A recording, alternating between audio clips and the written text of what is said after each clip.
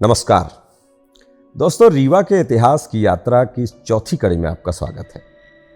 पिछले 3 एपिसोड्स में हमने रीवा के बसने और नामकरण से लेकर उसके मोहल्लों तक की कहानियां जानी थी। आज के एपिसोड में हम रीवा राज्य की प्रशासनिक व्यवस्था पर बात करेंगे। हम उस दौर में लौटेंगे जब रीवा एक रियासत हुआ करती थी। जानेंगे उस दौर में रीवा में शासन और प्रशासन किस तरह चलता था, यहाँ तहसीलों की स्थापना कब हुई और इनकी संख्या कितनी थी, उस समय प्रशासनिक दृष्टि से कौन कौन से अफसर हुआ करते थे। तो आइए चलते हैं एक बार फिर से रीवा के अतीत की तरफ। रीवा आज मध्य प्रदेश का एक जिला है, संभागीय मुख्यालय है। प्रशासनिक दृष्टि से इसमें कई ब्लॉक और तहसीलें हैं, लेकिन रियासती दौर पर यहाँ का प्रशासनिक स्वरूप कैसा था, इसे जानना जरूरी है। प्रशासन के इतिहास पर अगर नजर डालें तो हमें पता चलता है कि हर युग और काल का अपना एक प्रशासनिक स्वरूप हुआ करता था। इसीलिए यहां पर भी युग अनुसार ऐसा ही रहा होगा। लेकिन रीवा में आधुनिक प्रशासनिक व्यवस्था की शुरुआत भारत के अन्य प्रांतों की तरह ही ब्रिटिश काल में ही हुई। 1835 में महाराज विश्वनाथ सिंह जूदेव के जमाने में इसकी नींव पड़ी और समय के साथ इस व्यवस्था में प्रगति होती रही।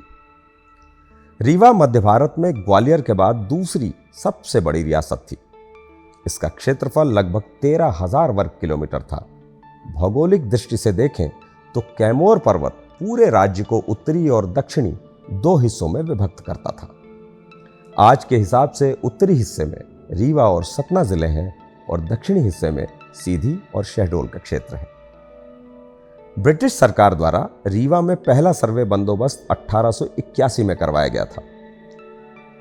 तभी व्यवस्थित रेवेन्यू मैनुअल का निर्माण किया गया और शासन के प्रबंध और सुगमता की दृष्टि से रीवा राज्य के समस्त क्षेत्र को 7 परगनों में बांटा गया, जिन्हें तहसील कहते थे। इन 7 तहसीलों में 4 हुजूर अर्थात रीवा, रघुराजनगर अर्थात सतना, त्योंथर और मऊगंज कैमोर पर्वत के उत्तरी क्षेत्रों में थी, जबकि 3 तहसीलें बर्दी, रामनगर और सुहागपुर कैमोर पर्वत के दक्षिण क्षेत्रों में स्थित थी।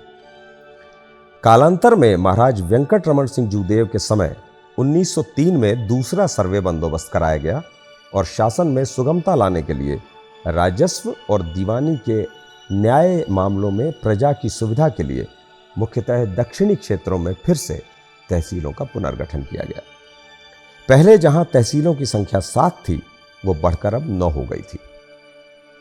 उत्तरी क्षेत्रों में हुजूर, रघुराजनगर और मऊगंज तहसील यथावत रही, लेकिन त्योंथर की जगह सितलहा को नई तहसील बनाया गया।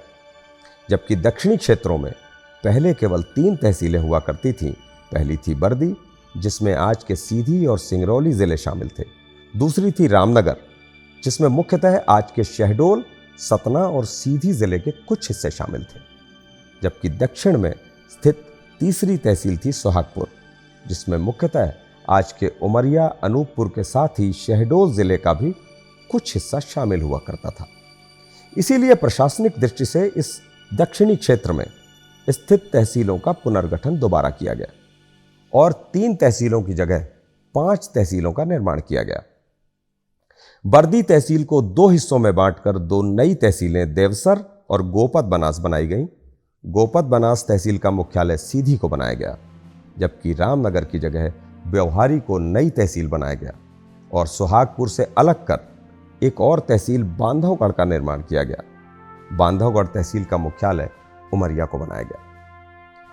तहसील के प्रधान अफसरों को तहसीलदार कहा जाता था, जो दीवानी और न्याय से संबंधित कार्य करते थे। तहसीलदारों के नीचे आवश्यकता अनुसार नायब तहसीलदार, कानूनगो, खास कलम और पटवारी होते थे। इन्हीं के अंदर रीवा रियासत के पूरे फौजदारी और दीवानी मामलों के काम हुआ करते थे। प्रत्येक तहसीलों के तहसीलदारों को अपने अपने क्षेत्रों में डिप्टी मजिस्ट्रेट का अधिकार भी प्राप्त था। इसके साथ ही यदि किसी तहसील में किसी पवाईदार अर्थात ठाकुर को ऑनरेरी मजिस्ट्रेट का अधिकार प्राप्त हुआ करता था, तो वो भी तहसीलदार के साथ मिलकर विवादों को निपटाने में प्रमुख भूमिका निभाते थे। राज्य में 5 ऑनरेरी मजिस्ट्रेट रघुराजनगर, व्यवहारी, गोपद बनास, देवसर और रीवा खास में थे। इनमें से रीवा को छोड़कर बाकी 4 जगह उस इलाके के पवाईदार ही ऑनरेरी मजिस्ट्रेट थे।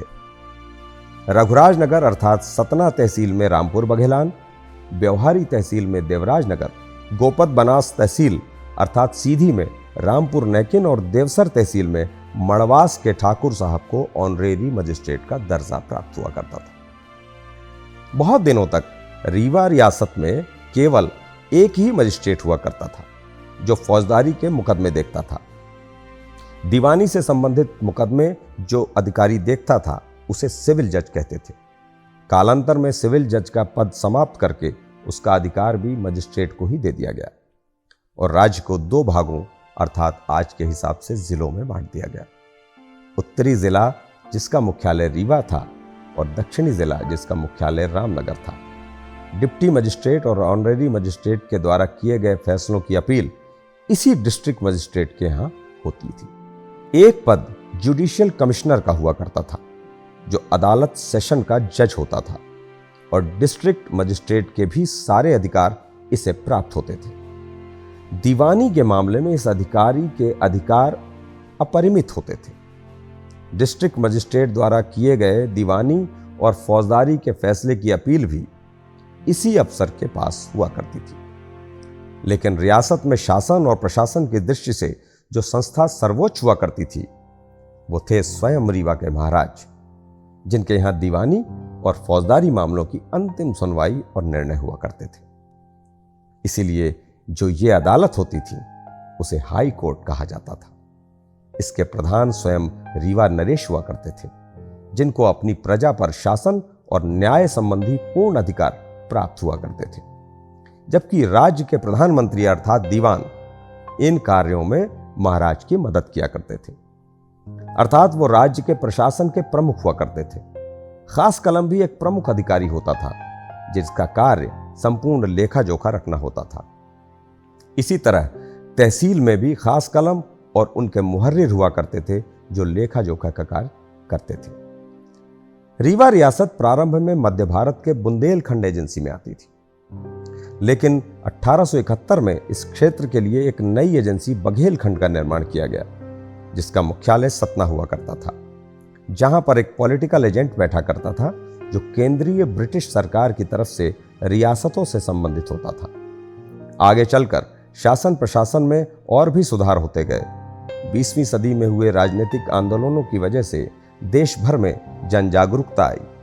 प्रजा परिषदों के गठन और निर्माण के बाद शासन और प्रशासन के और भी कई स्वरूप बदले, लेकिन उनकी बात फिर किसी एपिसोड में। आज का ये वीडियो आपको कैसा लगा कमेंट करके हमें जरूर बताएं। वीडियो से संबंधित कोई सुझाव या अन्य जानकारी आपके पास और हो तो वो भी हमें बताएं। पिछले कुछ वीडियो में कुछ लोगों द्वारा कमेंट्स में वीडियो के सोर्स मांगे गए, तो बता दें इस वीडियो के लिए हमने रीवा स्टेट गजेटियर और जीतन सिंह की किताब रीवा राज्य दर्पण का रेफरेंस लिया है। रीवा के इतिहास पर ऐसी और भी वीडियो देखने के लिए जुड़े रहें लगातार शब्द सांची विंध्य से। आप सबका बहुत बहुत धन्यवाद, बहुत बहुत आभार। नमस्ते।